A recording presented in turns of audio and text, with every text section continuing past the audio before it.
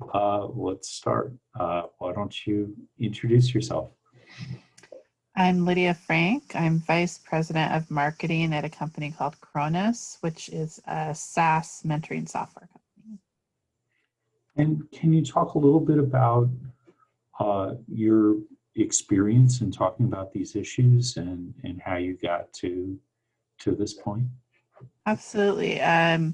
My previous role, I was in marketing at a company called PayScale, and I was there for 12 years from when we were a 40-person company to growing to around a 500-person company.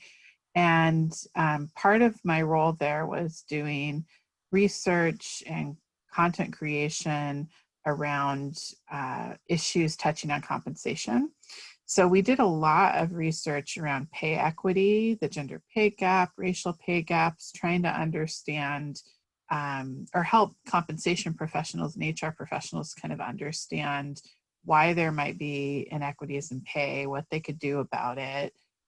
Because of that work, I really had to dig in to understand why there was pay inequities in the first place, what was driving that. And when you do any amount of research in that area, you come to find out and really understand in a deeper way that there's just inequities in the workplace in general. Um, the reason pay is inequitable is because the workplace is inequitable. And a lot of our kind of systems that are in place are inequitable. And I think that really led me to a deeper understanding and really the desire to do more work in that area. So I ended up, uh, digging in a lot around diversity, equity, and inclusion. I did quite a bit of speaking, sharing our research, wrote some articles for Harvard Business Review and others, really trying to dissect these topics. We held a number of events when I was there, and it really became an area of passion for me and one that I wanted to continue to work on. So that when I left PayScale, after a dozen years there, and was looking at my next role, I wanted to make sure I was doing something that continued that work. And Mhm. coming to a company that does mentoring software felt like a great fit, because so often when you were looking at how do you potentially combat some of the inequities that exist in the workplace, mentoring always bubbled to the top as a really effective solution. That's great. Can you talk a little bit about uh, the venture side of the interest? I mean, the structural inequities and the disparity in pay scale is something pervasive globally across all kinds of industries and sizes and maturities of companies. But what about the startup side of Yeah, what's interesting is when you dig in on the research around diversity, equity, and inclusion in the workplace, tech in particular really stands out, not in a good way, it? Yeah, as an area that needs some additional kind of intervention and attention, because there's a lot of kind of red flags there in terms of lack of representation. great. Um, and I think to your point around stage as well, smaller companies tend to have pretty homogenous organizations. When you're starting out and trying to get a business off the ground, you're often kind of leaning into your own networks. Um, Absolutely. and one thing we've found is that people tend to have networks that look a lot like themselves. And if you don't do a lot of work to try to counter that kind of natural human behavior, then it tends to perpetuate those kind of inequities. So Mhm. you're building a business, you're leaning on kind of friends and bringing in people you've worked with before. And often that leads to creating an organization that isn't necessarily as diverse as one might like it to be. And it doesn't tend to be a focus early on until Right. you get far enough down the road that you realize it's a problem or somebody brings it to your attention. One of the themes we cover in this conference with several speakers from different aspects, is the importance of initial conditions. So there's the company Alaria that does modeling of if you're hiring from your network and you start with a homogeneous team, Hmm. then you stay homogeneous. And the importance of initial culture and initial hires and being intentional about that. Uh, so can you share just a little bit of the state of play of the numbers that you've seen and talked about over the last few years for venture? Yeah, it's there's a number of studies I'd really recommend looking at, and I think the McKinsey and Lean study that they do annually Mhm. around women in the workplace is a great one. And over the years, they've really dug in even further to understand how that breaks out by race as Mhm. well. I think the interesting thing they've done there also is look at this concept of being the only, like when you're Yeah, the only woman in the room, you're the only person of color at a startup or elsewhere, and kind of what that experience is like. And what we see from the numbers, first they really look at representation, and you can see that while, for example, if you're looking at by gender, women and men tend to start in kind of more junior roles at the same rates, but mhm. as they progress through their careers, there's an overrepresentation of especially white men in C-level roles. Sure. And so looking at the straight numbers, it doesn't make a lot of sense because you don't have white men disproportionately starting in those more junior roles. And so, it just, it naturally kind of worked out that way. White men are somehow accelerating throughout that career where other groups are not seeing that same acceleration. And then I think, the other aspect that I find interesting about that study and similar studies is understanding the experiences of different people in the workplace. There's another great one called the Tech Leavers Study, and it calls out how expensive of a problem unfairness is in the Right. workplace. It's a $16 billion problem that is you're losing kind of workers who are experiencing unfairness, and the types of unfairness that are being experienced by um, people of color, women, LGBTQ workers is much more severe than other workers that are more in a majority kind of Mhm. state. So, they're experiencing stereotyping, bullying, whereas some of the unfairness that like white men, Asian men, white and Asian women kind of call out are more like dissatisfaction with getting assigned things that seem below their level, Right. um, or being dissatisfied with management decisions. When you're looking at the scale of being bullied versus feeling like you're having to do work that maybe is below your current job title, the severity is very different. So, I mean, I think what I've really witnessed over time too is that while there's been more attention on these issues, there hasn't necessarily been much improvement on the high level metrics you can measure. If you're looking at representation of women and people of color in leadership roles, for example, that has gotten slightly better, but not fast enough, not quickly enough for I think most people's satisfaction. Absolutely. And I'd say that from my perspective, it's probably a little worse than the data suggests in that the inputs, the people entering the labor pool and the composition of that pool has more women and more people of color Mm-hmm. than ever before. So, in a certain sense, all the ratios suggest that uh, even if there's loss at every step, the number should be going up. And Correct. uh, Yeah. so, what kinds of things do you see as, first of all, looking back at your decade plus experience in collecting data, if I'm a big believer that being able to actually measure what's going on in a way Hmm. that sheds light and not heat on the discussion is a good place to start understanding change, because otherwise you get into this kind of anecdotal, I feel hurt. Well, I feel hurt Sure. too, and it's hard to advance. Whereas if it's, hey, we did 100 promotions last year, and here's the composition of the promotions, right? Or Right. here's what the composition of our top quartile of compensated employees looks like compared to our bottom quartile, stuff like Hmm. that. And what kinds of data do you think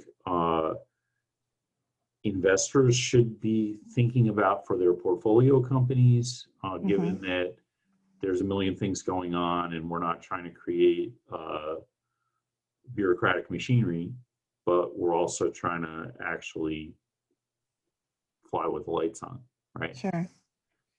Yeah, I mean, from an investor perspective, I think there is importance in stating up front that it's important to you, right? To say, we want to invest in companies that are taking these issues seriously, that see it as a strategic imperative to ensure an equitable workplace, and are following through on that by investing in companies that um, are making those types of commitments. Mhm. And I think often, unfortunately, and it's not just kind of in the VC investing space, it's in a lot of money related decisions. It's like, if there's money there, sometimes the good intentions fly out the window, right? Sure, It's like, sure. well, maybe it's not as important. Like, this is a good business and we should invest.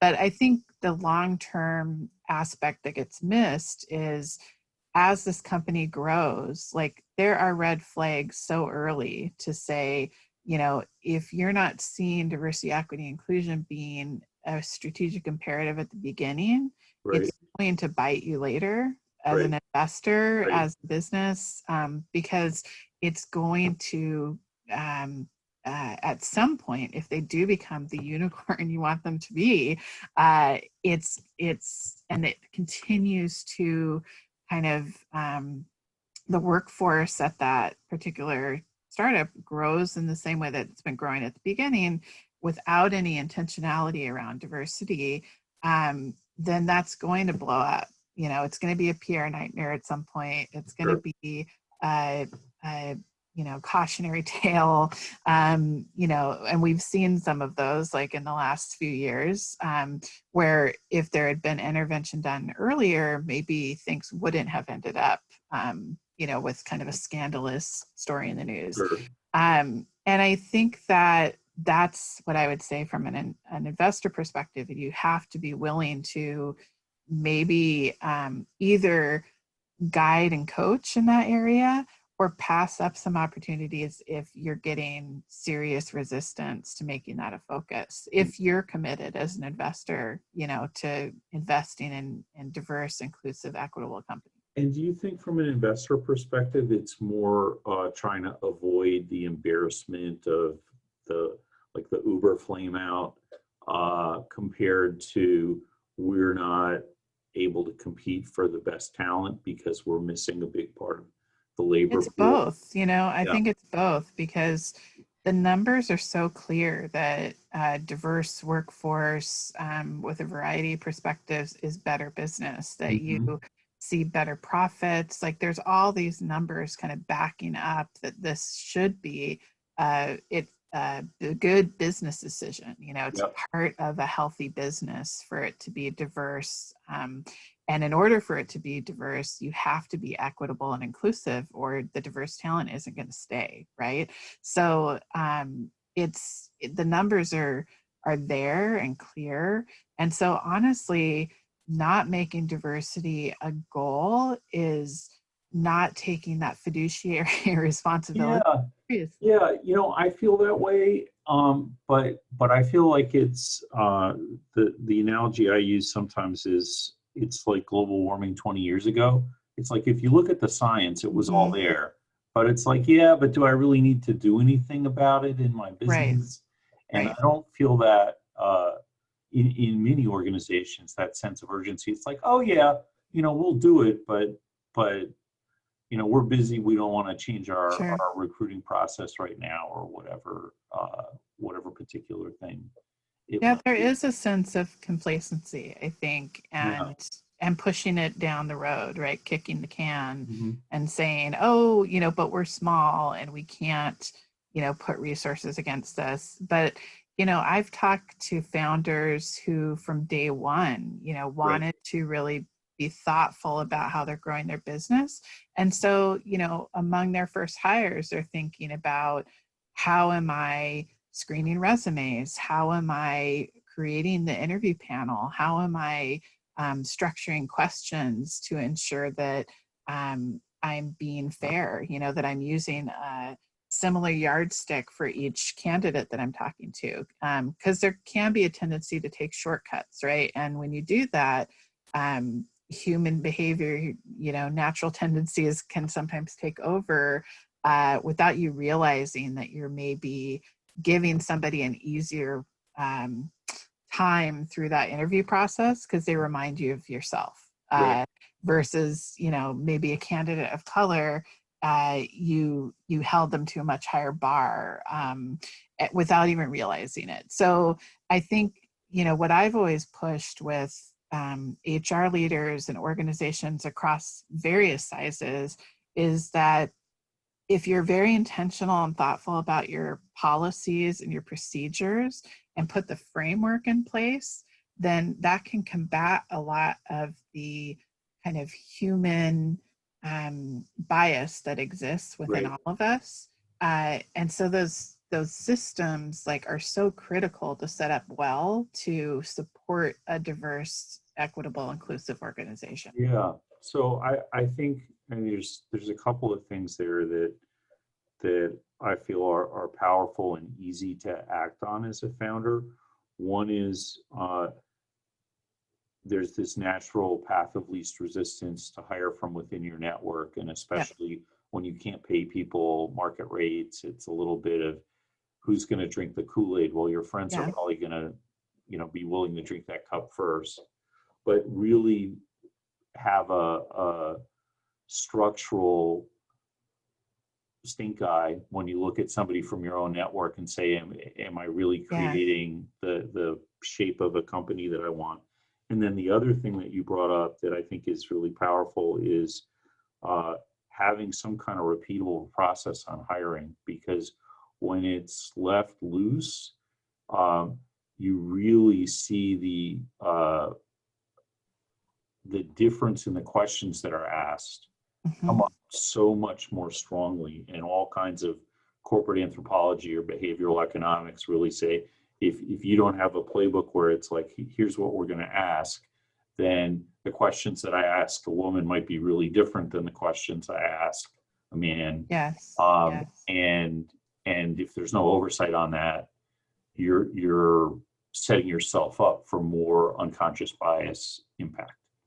Well, and a great example of that is, there's been some really interesting, eye-opening studies done in terms of what female founders are asked by Yeah. investors. Yeah.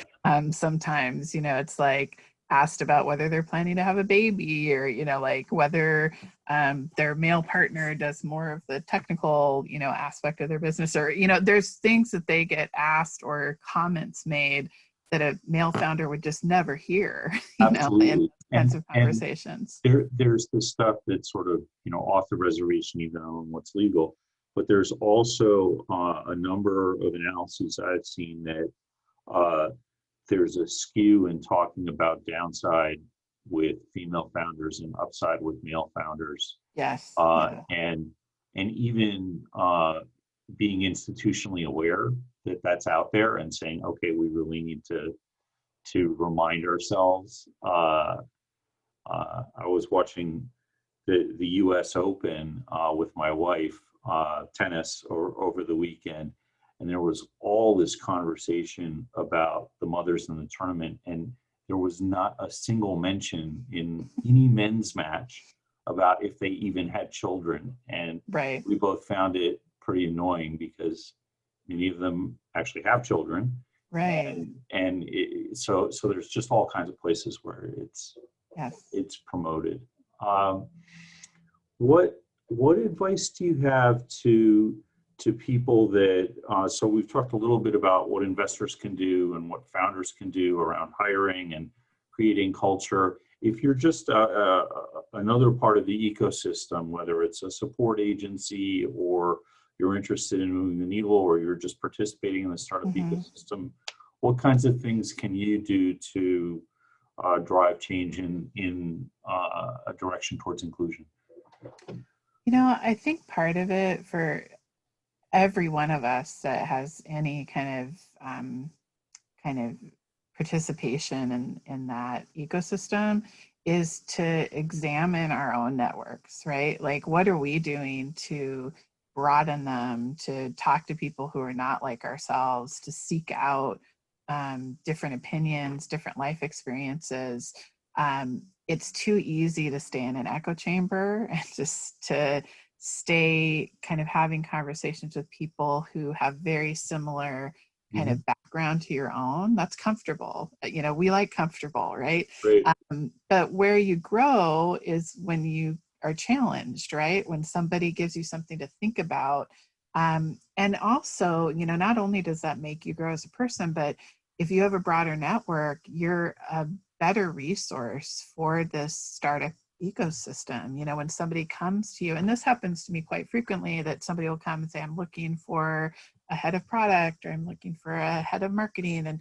And do I know enough people that are not also white women, Great. Great. that I can give a good, diverse slate of potential folks to look at? How am I being a good resource for the ecosystem to create a more kind of diverse set of startups, right? So I think it's partially that. I also think just being willing to ask the hard question or challenge or push back. And it's not always easy to do, whether you're an employee at a startup, whether you're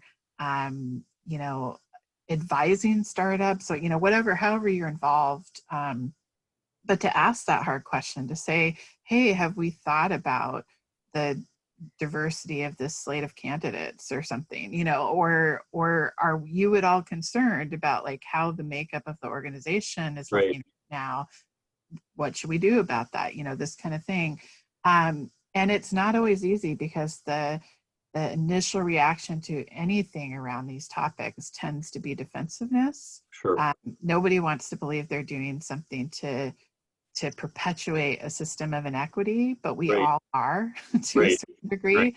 And you have to combat like pretty hard against it. And so, I do think it's all of our responsibility to kind of disrupt what feels natural sometimes. That's great. So I'm just going to recap a little bit for the audience. But if you're an investor, really embrace that a diverse team produces better performance Yep. and challenge your portfolio companies to deliver on that. If you're a founder, make sure that you're intentional about initial conditions and having a repeatable process that narrows the range of unconscious bias impact. And if you're an individual, look yourself in the mirror and see what your own network's like. So you can call out others, but call out yourself too, and be honest about how are we all doing as individuals on our diverse network, and are we trying to reach out and have those new connections in new places, and what does that mean? So, Absolutely. Yeah. okay. And I think it extends beyond that. Like, just quickly, I would say, extends to things like, what vendors are you using? Are you thinking about supporting different diverse communities in that way. Like, who are you getting catering from? Who are you Great. using for, back end systems? Like, there's lots you can do to kind of think about your impact, I think, in this area. And it's not all through hiring. But there's a variety of ways, I think, to kind of up your personal impact and improving conditions. Fantastic. Lydia, thanks so much for your time. Really appreciate it. Thank you.